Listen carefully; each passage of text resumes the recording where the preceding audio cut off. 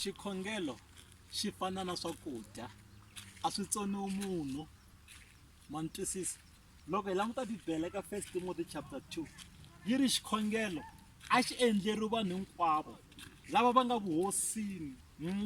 I khongelela vanghana, maxaka, tilidara, hambi ku ri vanhu lava ku zondzaka, lava ku vavisaka, hambi ku ri lava kumbexani nkarhi wun'wanyana i va vona as valala va wena, na vona va va khongelela hi ku Xikwembu xi ri rhandza vanhu hinkwavo. Ende loko vanhu i nga va rhandzi a wu nga va khongeleli.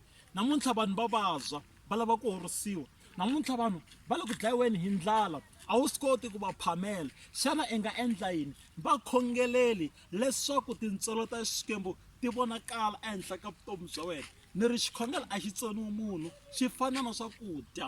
Khongela vanhu hi minkarhi hinkwayo ende swi ta ku pfuna ku va i kula na le ximoyeni. Thank you.